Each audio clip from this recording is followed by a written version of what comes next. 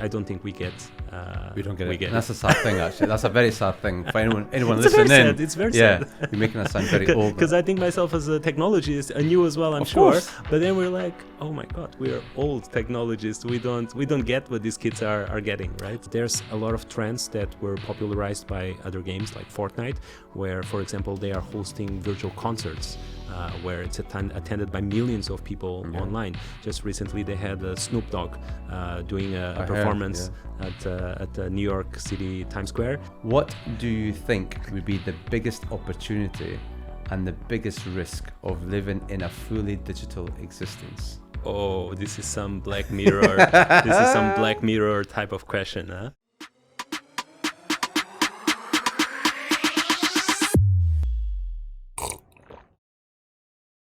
Hey there, welcome everybody to another episode of Brew Bytes with me, Nadim Ibrahim.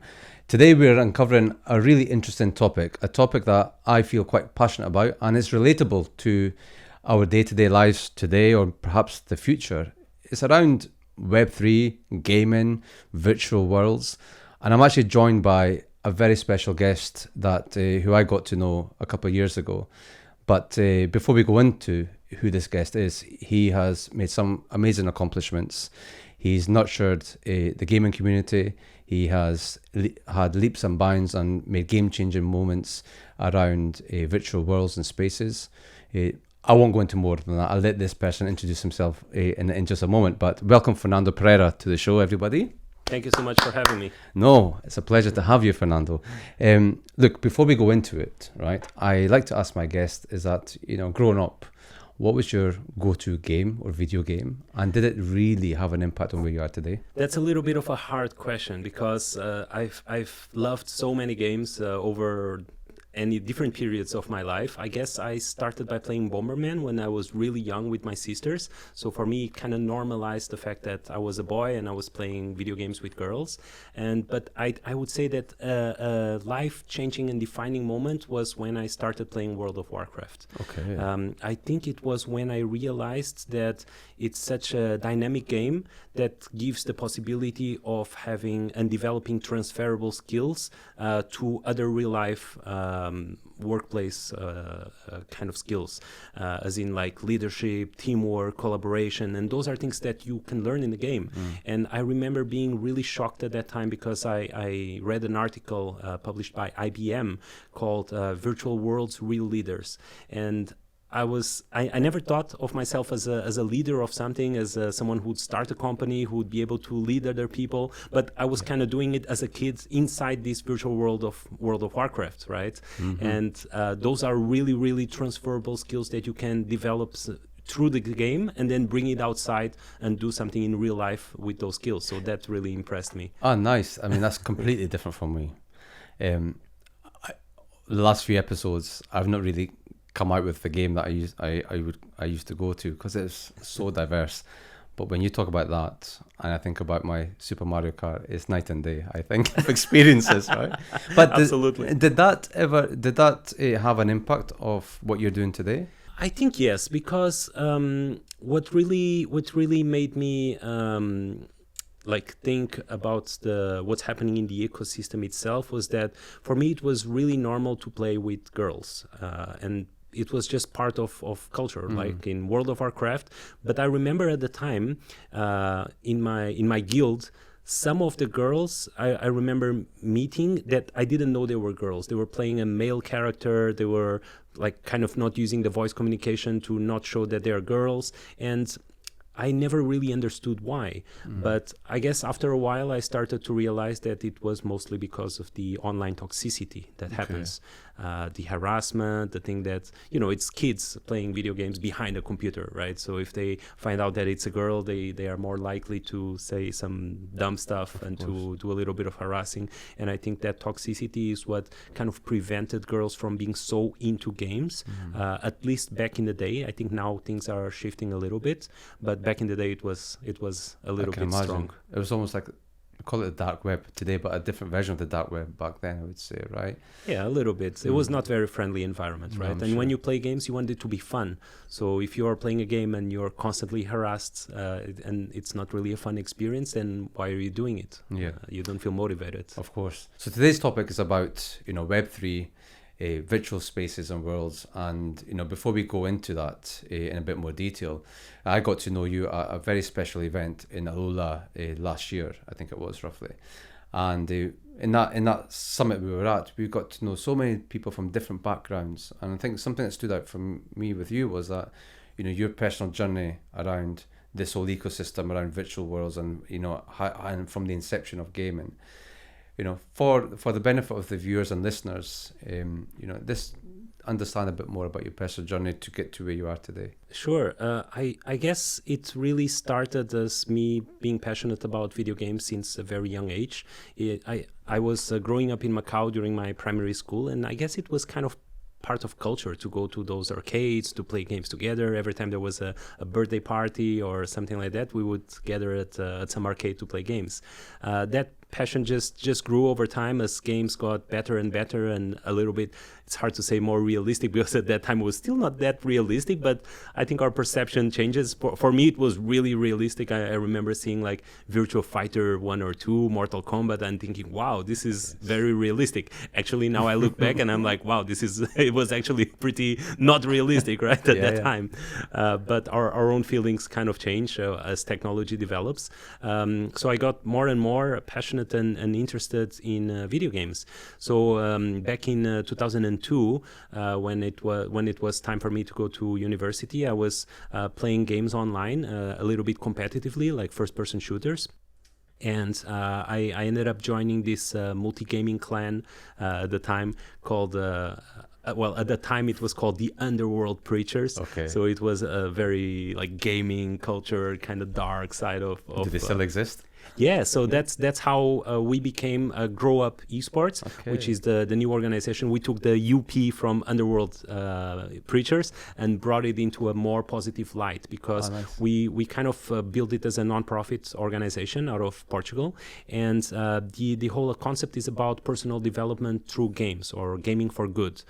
So games are excellent storytelling mechanisms, especially for young kids who are not paying attention to traditional media, things like that. So we try to use games as a mechanics to reinforce, like positive reinforcement for preventing kids from dropping out of school, basically creating all sorts of initiatives using gaming just as a tool to promote positivity.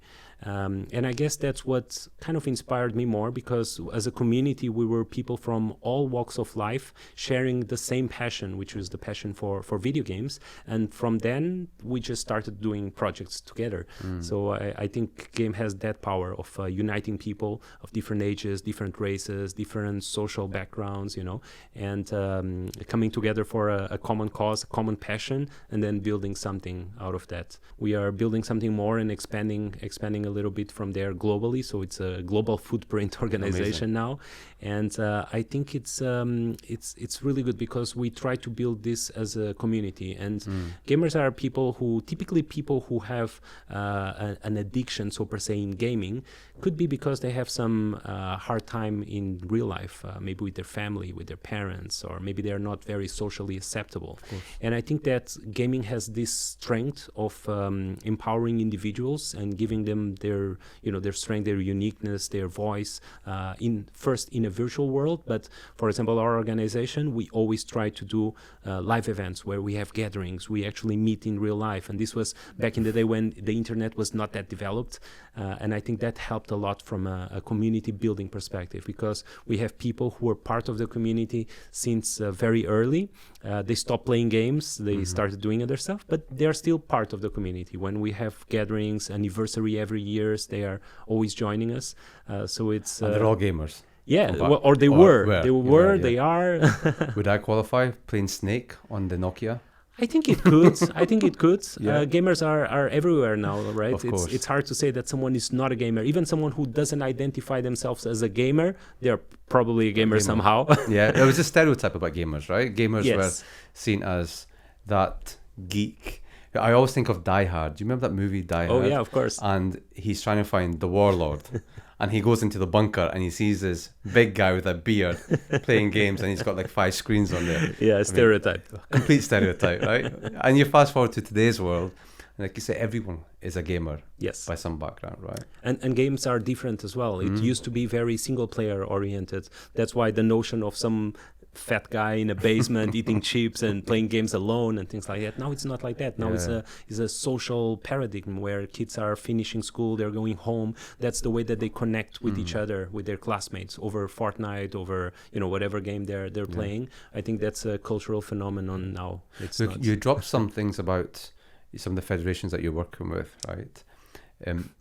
What's been your game-changing moments throughout your career that's led to this point? I'm not sure. I would say that I've always wanted to playing games and looking at the game scenarios, I always felt that why is it based only on fantasy? So I always had this internal passion and mission that I defined for myself, that I wanted to give people the ability of visiting places and getting to know real life places within a gaming environment. I tried to do this back in 2007, 2008, kind of out of university. I actually use it as an excuse to drop out of university.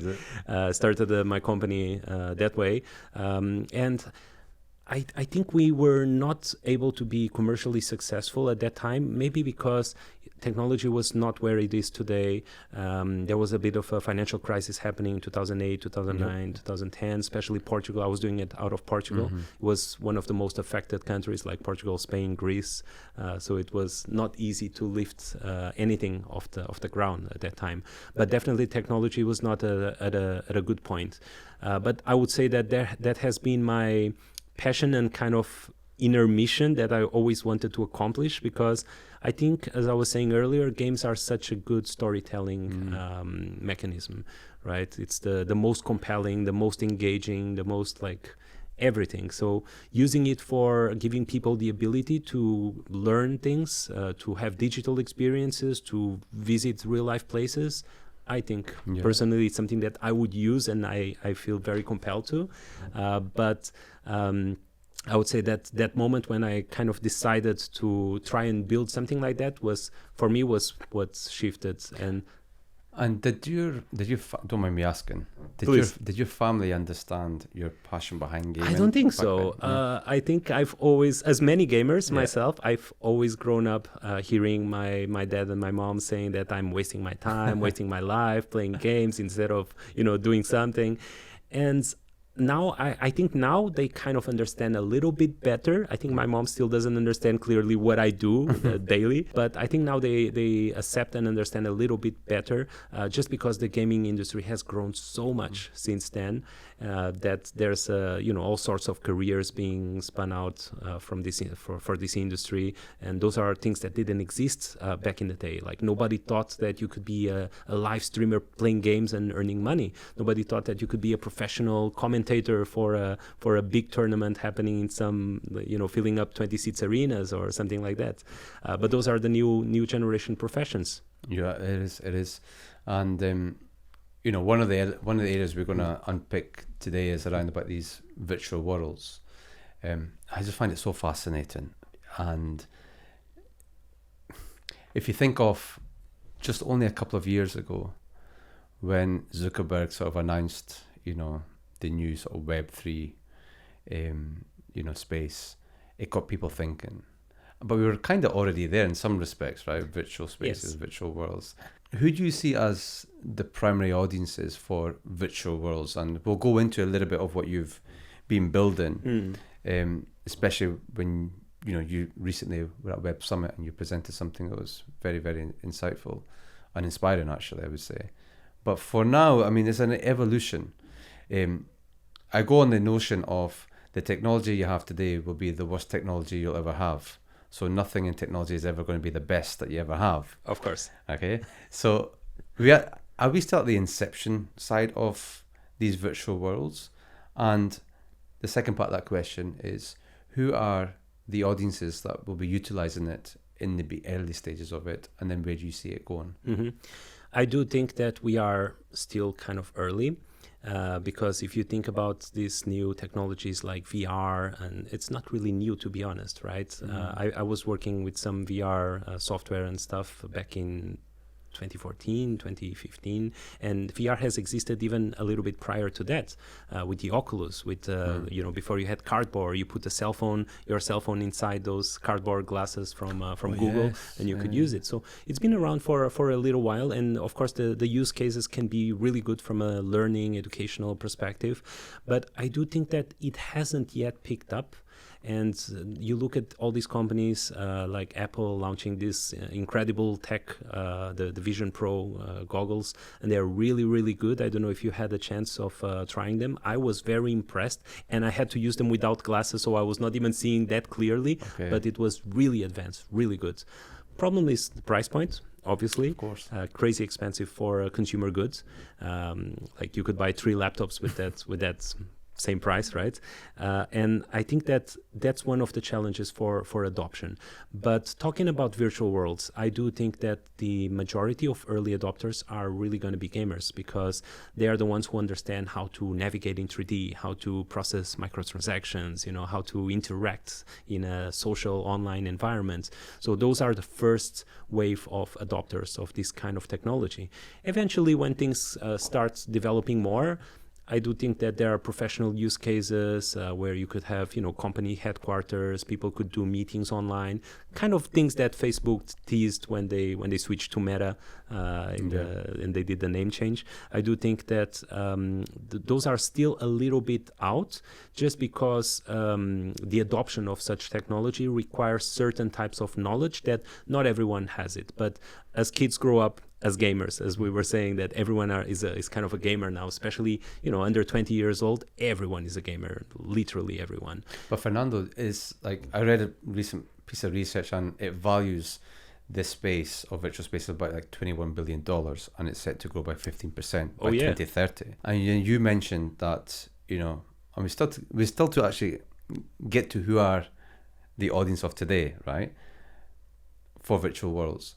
But is it not more of a generational thing?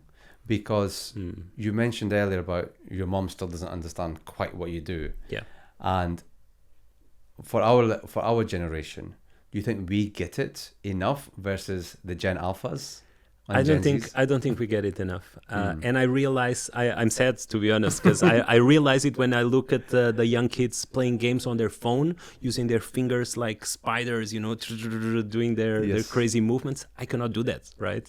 And because that's not what I grew up with. I grew up with a traditional mouse and keyboard, so I'm still this kind of old school generation gamer. I do think it's a very rudimentary tool, being in front of a computer with something that scrolls on your desk to control your computer. We still use it nowadays, right? But I do think it's kind of rudimentary in a way. And these kids, they are next generation. They are really, really focused on using all these new ways of touchscreens, of new ways of interfacing with the machines that we just, even if we understand it, we just don't have the dexterity, I would say, to use it. So typically, I don't think we get.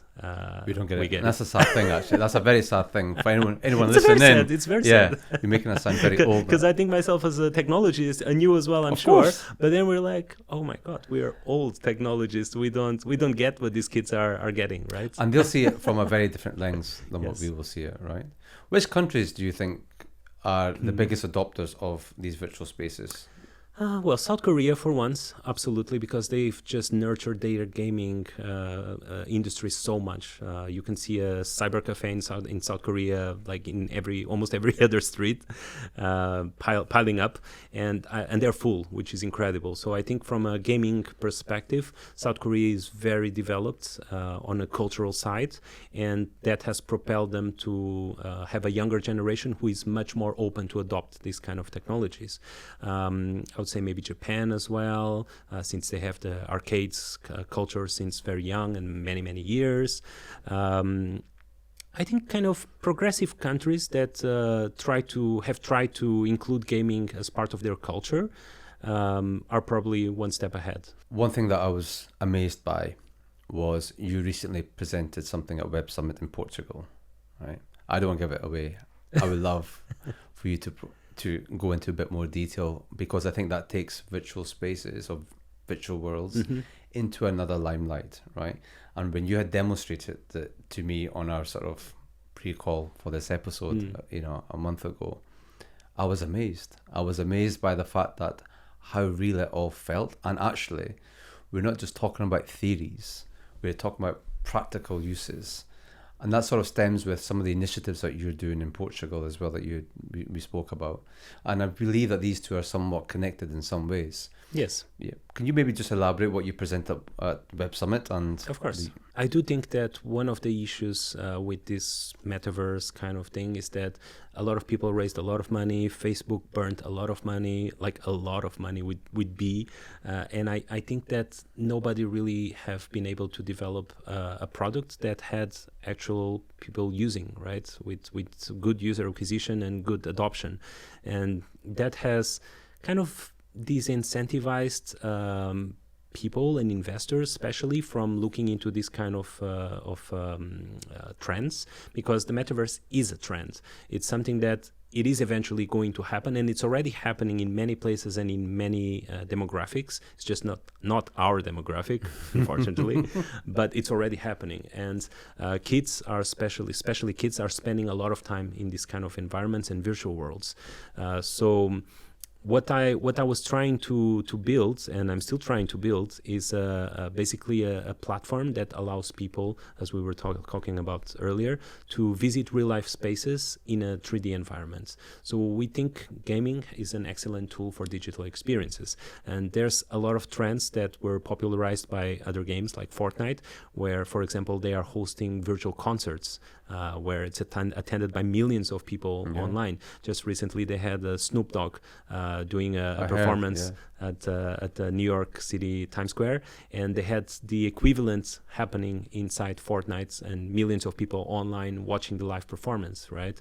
So I think that there's certain trends and perspectives that are changing, and these are opportunities that we want to try to captivate, which is basically allowing people to attend live events within these virtual environments. Now, the thing is that there's been a lot of promise.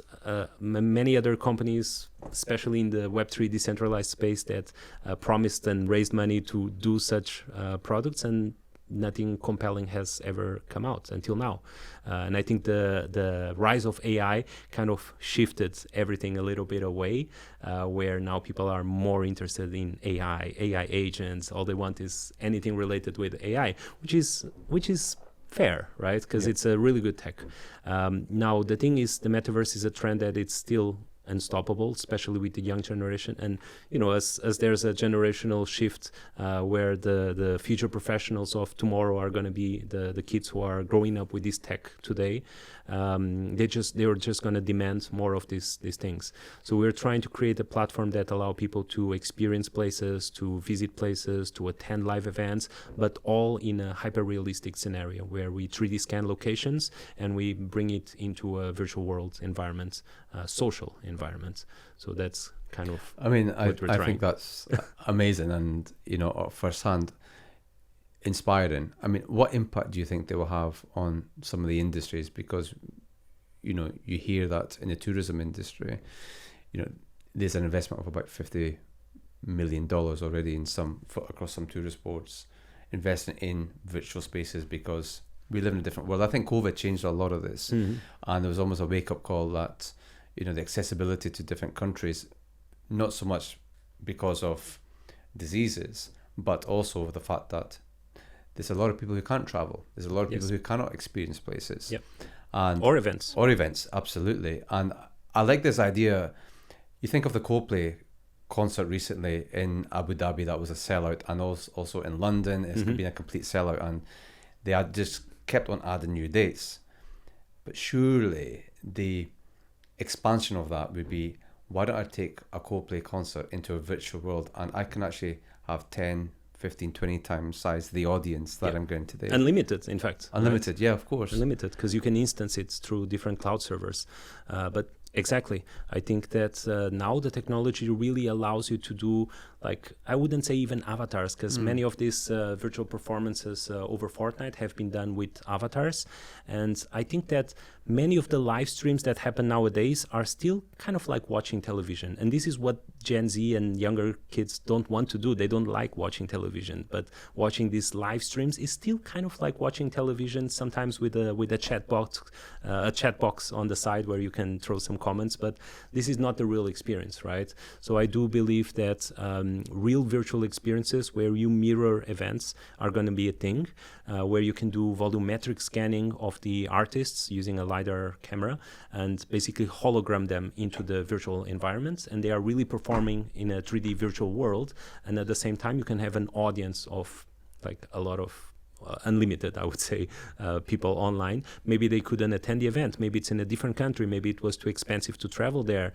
Maybe they are disabled and they are in a hospital bed and they've wanted to attend. Or maybe the event is sold out, right? There's so many people and so many reasons why they wouldn't be able to attend an event. And having that possibility of having a real virtual experience online, I think it's game-changing. Technology is there, but why is the entertainment industry kind of late to that adoption? Well, the technology is there, but you need I would say you need a good platform that people would be willing to adopt, right? And as we were speaking early, the first adopters are going to be gamers, which is not a small audience, right?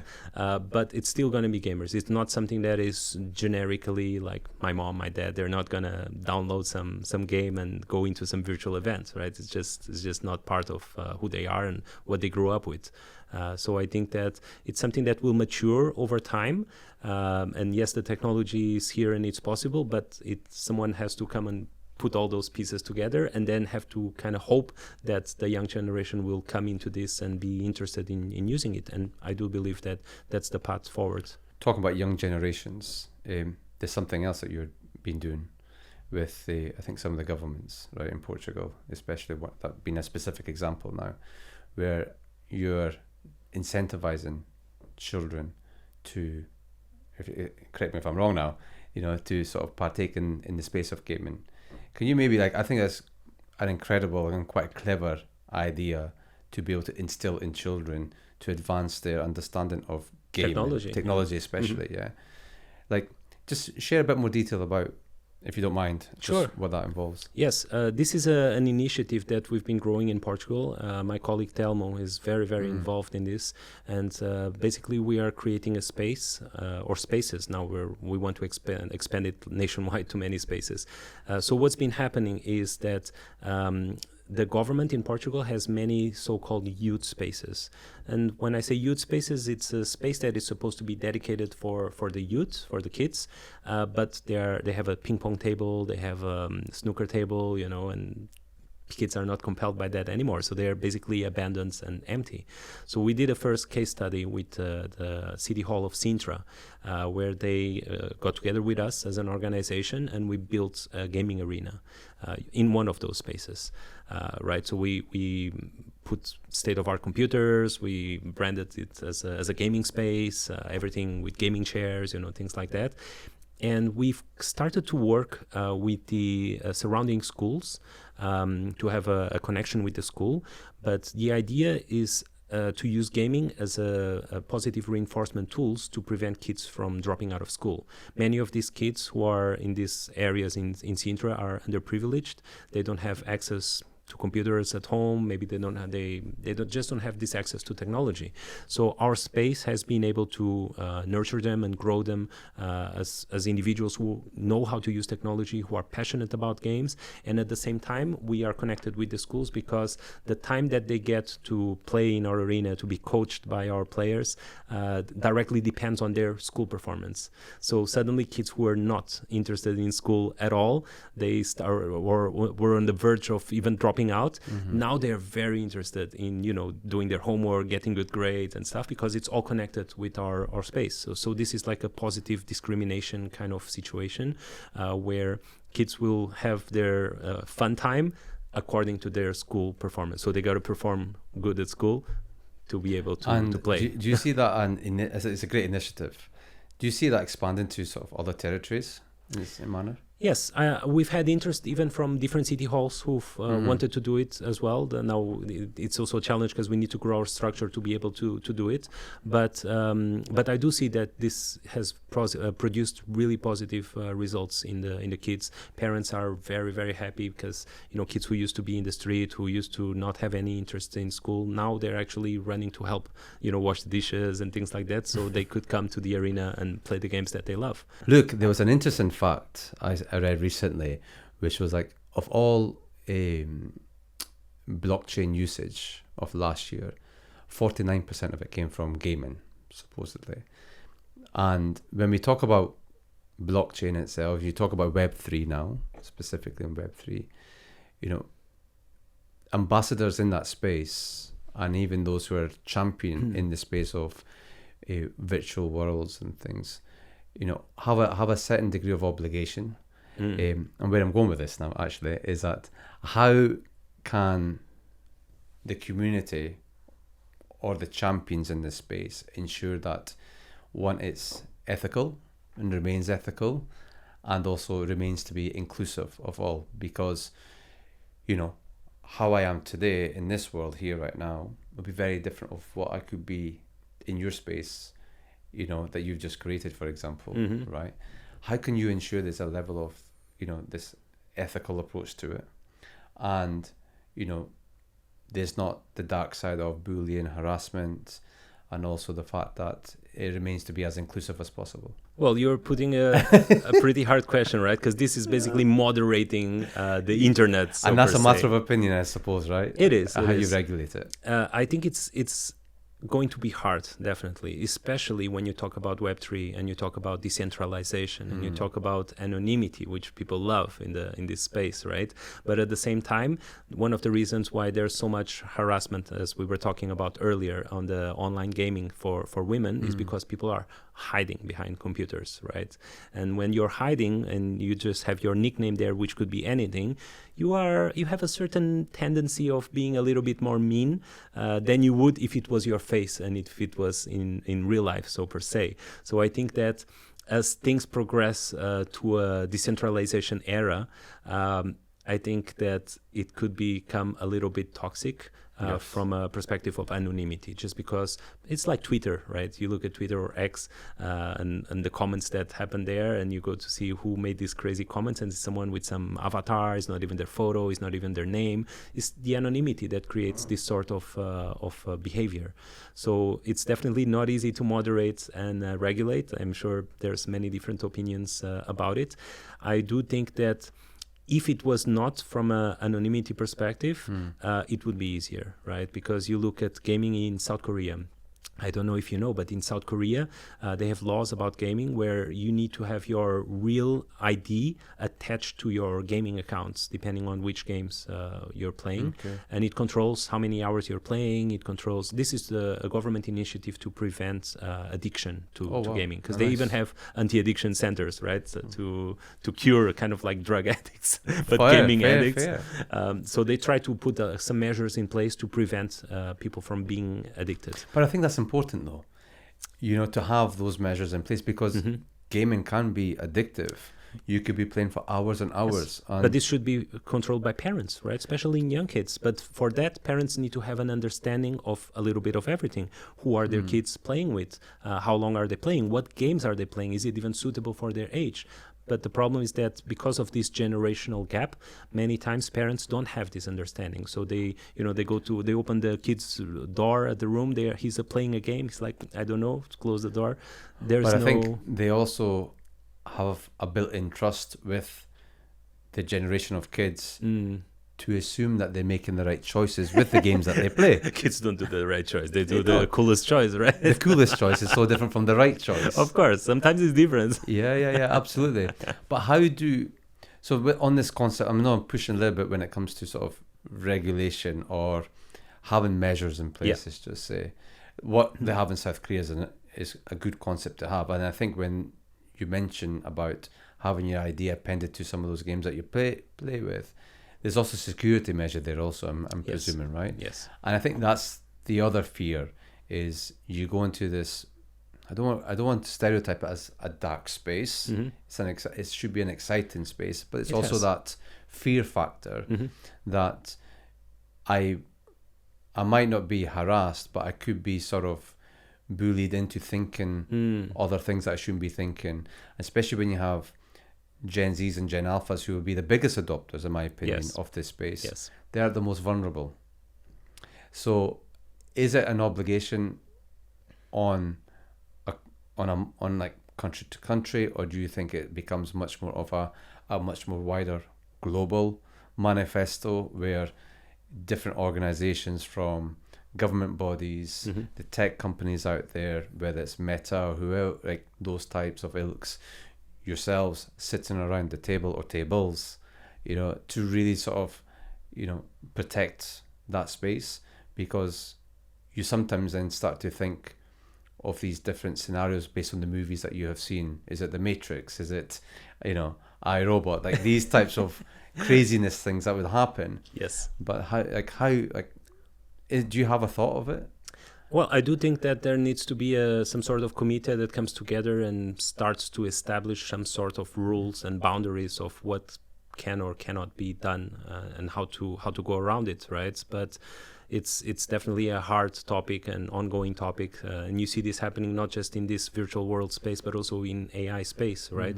Where you have those AI chatbots, and they're supposed to be good, they're supposed to be mental health coaches, whatever, but you do see some bad stuff happening to the most vulnerable people who are in vulnerable mental states, and then chatting with these chatbots who sometimes could say the wrong thing for some reason, which is a little bit unpredictable still, and there goes a life, right? So of course, because we just look at social media, and with social media, I think when some of those social platforms had picked up, some people would have a sense of FOMO. I'm not getting enough likes, I'm not getting enough views, or I only have 100 friends, this person's got 1,000 friends. the instant gratification feeling. Yeah. And they were at their most vulnerable, and unfortunately it led to a lot of mental health issues for some. It led to some unfortunate outcomes for some, taking lives.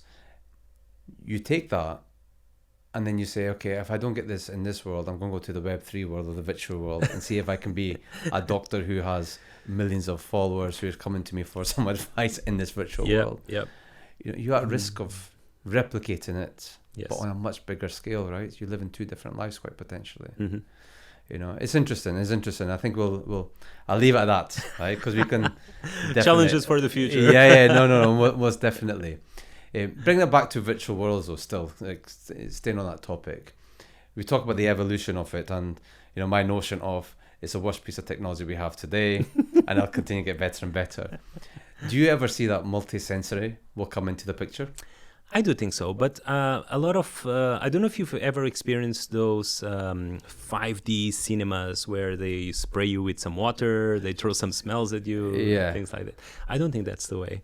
I think it's an interesting proof of concept, so per se, but I would much faster believe that the future is going to be neurostimulation, kind of like using static/magnetic stimulation, so that it can induce your brain to feel certain smells or certain feelings or certain... From your fingertips? Yeah, you could do it. Not just from fingertips. Now there's people developing some neuro bands and stuff that is able to stimulate you magnetically or with some electricity to feel certain things. See, that freaks me out, by the way. Replicating smells, because what is it? It's actually a chemical connection in our brains, right? When you smell something. So if you can replicate those, then you can have a sense of smell without the actual physical spraying some perfume or something like that, right? I think that's probably more likely to happen rather than the thought of an electric pulse just zapping my head doesn't really sit well with me, right? Well, right now you have a lot of reading applications, right? I don't know if you've ever tried those neural bands that you can wear, like neural helmets, and it can read what you're thinking. You could be looking at a video game and thinking left, and it's turning left and stuff like that. This already exists. It's reading your brainwaves to do it. So what I'm saying is just the opposite, which is still a research field, but I do believe it's going to happen. Do you think it'll have medicinal benefits? I think so. It creates the experiences. It makes them more immersive, right? Because then you're not just seeing them with your eyes. You're also smelling the environment. You're also, I wouldn't say taste yet. Maybe, I don't know. What I mean is, those who have disabilities, for example. Oh yes. How would that must impact them? That must unlock a completely different sensor for them that they can't get today. Yes, I really love these new developments and this new tech. Especially, I've seen this Portuguese company Babel showcase their bands in a disabled person who wouldn't be able to even communicate, and using AI, they're already interpreting this person's thoughts and translating it to the text to brain to text to speech. Right, so he's actually talking, but without being able to physically talk, just by reading his brainwaves. So I think that there's a lot of research, a lot of very positive applications, especially for disabled people in this field. Brings us on to our closing segment of Espresso Encounters, Fernando. All right. And I like this bit. I'm going to present to you 2 cards. I still have the 2 cards here now. Okay, I always do this. All right. Beneath each card, there's 2 different outcomes. A bit like the Matrix, but not quite the blue pill or the red pill. And you're not going to. One of the logos should be red, right? It's true, actually. That's a good point, actually. But you're not going to go into a virtual world, unfortunately, right? I'm not going to zap you somewhere. But one of these cards will be a question that's been left by a previous guest, and the other card will be a question that's been raised by ChatGPT. Okay. And ChatGPT's got to know a bit about you. Shared some information about you. All right. He's sort of scrolled about you a little bit. And he's already given me a question here, worst case. Okay. If that's the card that you unravel. So I'm going to put these here. I'll let you choose which one. All right. I'll do right one. Okay. ChatGPT. All right, let's go. Okay. It's AI, it is. AI, so just so everyone knows, is ChatGPT. Okay. I mean, this other question would have been quite fascinating, but maybe for another guest. Okay, what he has said is, if technology could allow humans to transfer their consciousness into a digital form, what do you think would be the biggest opportunity and the biggest risk of living in a fully digital existence? Oh, this is some Black Mirror. This is some Black Mirror type of question, huh? That is a very ambiguous question, because I when I was a kid, maybe as all kids, I was scared of dying. And I always imagined a point where I would somehow reach a point where I could freeze myself, wake up in the future, realize, wow, cars are flying and stuff like that. And I do think that in a way, this kind of AI technologies do allow you to somewhat live forever, kind of, because you're not really living forever. You as your own physical self will not exist anymore, so per se, but if you do download your conscience in such a way, kind of like thinking of our brains as hard drives, right? Yep. If you download it and you put it into some AI avatar of yourself, highly realistic, yes, it knows everything about you. Yes, it has your memories, it has your knowledge and things like that. But is it really you? Not really, right? It's just a clone that has all your information, but it's not you. You don't exist anymore, and you don't even know what's going on, so per se. But I guess that for other people, that could be a benefit, in a way that, nobody likes or nobody enjoys losing someone, right? And I think that if you had a way to keep someone alive to a certain extent, just to facilitate your own feelings and to be able to have some sort of a presence of this person who's no longer with us but kind of is, I think that's an interesting angle to explore, just because it eases the pain for the people who stay. I think that is an economy that's growing. I'm sure. I'm sure. If If not, we've just created another economy Black Mirror economy. Absolutely. But I think it's interesting. Fernando, it's been a pleasure having you. Thank you so much for sharing a lot of interesting facts, knowledge, and especially your journey. I found it very inspiring, and I'm sure those who are listening and watching have got something out of it. So thank you for having me. Yeah, it's been a pleasure. Thanks very much. And guys, don't forget to subscribe, share, feedback, whatever is the case. And until the next time, see you.